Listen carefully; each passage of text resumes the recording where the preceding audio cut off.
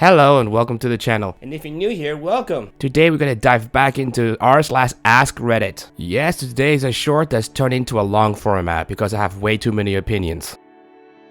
And I wanted to share them, so yeah, why not? So with that, let's go. What's slowly disappearing without most people noticing? Being able to actually own anything. So much is becoming subscription based or lease. Not only is this true, it's also very dangerous. You will own nothing and be happy. A very famous YouTuber who has 2 million subscribers, Louis Rossmann, goes into detail in his channel about this. I highly recommend that you go subscribe to his channel. It's crazy how far we've gotten in this situation. I've taken for granted things that I've owned that the next generation will never get to own due to corporate greed. Things like video games, where the CEO of Ubisoft, and I quote, "You don't own your games anymore. Get comfortable with it," end quote. Not only is this asinine, it's a complete disaster. I've waxed on with multiple shorts and videos already about the cost of living crisis. It's this kind of thing that exacerbates the situation. In the end, it all adds up. Or how about Sony, who reached into people's game consoles and deleted the games they purchased due to a licensing issue?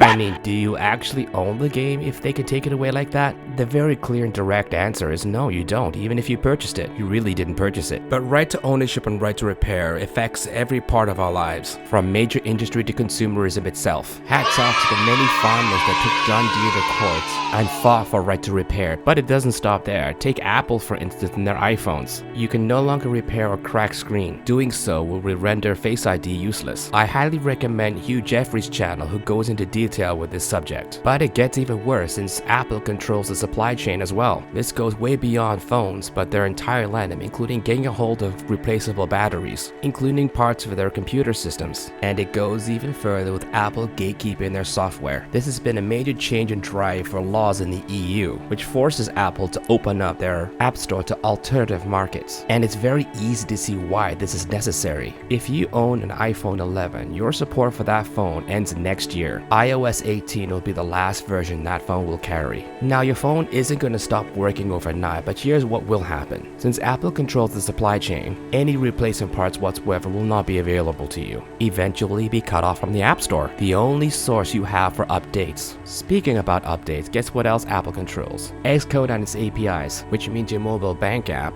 will be forced to carry the latest iOS, which will stop supporting your phone, and thus you're forced to buy a new phone at incredibly high prices. This not only hurts you as a consumer point of view, but it also damages the environment, selling you useless junk that you just completely don't need. No, security does not get improved with each new iOS update. And if we look at the complexity of iMessage and how convoluted that has gotten, you can see it as a vector for exploitation. So no, newer does not always mean better security as well. Don't forget the massive environmental footprint these devices cause, which an older phone would reduce by extending its life. Of course, it's not just Apple. Lenovo, Dell, Samsung, they all do the same thing. And it isn't always phones and computers either. It's washing machines, dryers, toasters, you name it. It's everything. Even Volvo, an auto manufacturer that makes massive trucks that's integral to our supply chain, has moved their onboard tracking software to two-step authorization, much like how you sign into social media or some sort of email. This forces the trucking company and the driver to only go to the dealership, where they face higher costs automatically when something goes wrong with one of their trucks. No longer can you go to an independent mechanic, plug in a generic scan tool and get the same thing. This has now been locked away from you. Is this legal? I don't know. But when we move into the world of electric vehicles where there are no standards like the OBD2, then yeah, they can get away with it. If you follow another YouTuber, Rich Rebuilds, he covered this topic in detail. A car which you pay thousands for, where you have no diagnostic or repair tools available for you. Your only option is to go to the dealer, in which case it would be Tesla. And just as easy that Tesla can do over-the-air updates, they too can change or block features, including locking away the range or the speed of the vehicle, or take away other such features. Of course, again, it's not just Tesla. Both Mercedes as well as Volkswagen do this, where Volkswagen serializes their engine so you can only get it directly from the manufacturer in Germany. So if you can't control the product, do you really actually own it? I don't think so. You just plainly don't. So then again, if you don't own the product, product, then who's responsible for the product and or service? Should you be responsible for the product and or service that they decide to introduce a vulnerability that you have no control of, such as push button start, or should it be the manufacturer? Given how powerful manufacturers have become, it's definitely the manufacturer that takes responsibility here, not you or your insurance company. If they want to retain ownership that badly, they should take the responsibility that goes along with it too. That includes basic maintenance all the way up to speeding tickets. Of course, that's just my opinion. I'm just a YouTuber. I just want to bring awareness, and also I'm very passionate about this subject as well, so why not? 24-hour supermarkets. Both supermarkets and pharmacies used to be open for 24 hours. I do know that during the pandemic, most stores changed their hours. This includes grocery stores and even pharmacies. However, I remember going shopping at 12 o'clock midnight, 1 o'clock in the morning, just because there were no crowds to deal with. It was a great experience. I mean, you could just walk around and no one would bother you. This is back when grocery stores were affordable, even Sobeys. Not anymore though. It seems nowadays everything's closed by 5 o'clock. This puts the vast majority out of luck and squeezing them into a certain amount of hours. I can't imagine how a shift worker feels. Privacy. This is a subject I'm also very passionate about. Going back to Apple and how powerful that company is, where again you're locked into their ecosphere and they control the entire software and operating system on the phone. You can see how them scanning the images and videos right on your phone is quite dangerous, all for quote protecting the children end quote. Luckily in that instance Apple backed down, but it highlights the lack of privacy we have these days. From Ring cameras that are on every door that gives police carte blanche over your feed without any kind of warrant, to the Waze camera that errors out and you could actually see the feed inside someone else's home. From speed cameras and red light cameras to some countries even wanting to ban encryption itself. And I'm not talking about a dictatorship here, I'm talking about some democracies want to do this. But it's not always government spoofs either. It doesn't take much to end up all over social media either, or simply get doxxed by a troll, which is quite dangerous. This is why privacy is so important, and if anything, was something we need more of. The old internet, where creators could build personal websites and online projects and have them actually discovered. Social media algorithms are increasingly hiding posts with links. Google has re-engineered its site so the majority of searches end without anyone clicking on a non-Google property. You can buy ads, sure, but the click rate gets worse and worse every year, as it's becoming harder and harder for non-corporate content to be discovered online. All the corporations are invested heavily in generative AI to replace human creators. The new internet is going to look a lot like cable TV. You'll probably have to pay separate subscription fees for Google, bracket now an AI-generated question answering service, not a search engine, end bracket, and each social media account. Please don't give me any more ideas. Look, I think Google is not really a good search engine anymore. You shouldn't have to Google a subject and then add Reddit at the end. I say this ironically as I am a Reddit channel, but to see something the size of Google that's been in the game for many years, that actually has beaten out other search engines to the point now that it's a complete monopoly, ruined its own product and service. It just goes back to what I was saying at the beginning of the video, that newer is not always better. Google is such a powerhouse that the word Google became a verb in pop culture, namely Googling. Name, Natalie? R-U-S-H-M-A-N. What are you gonna Google her now? I thought I was ogling her.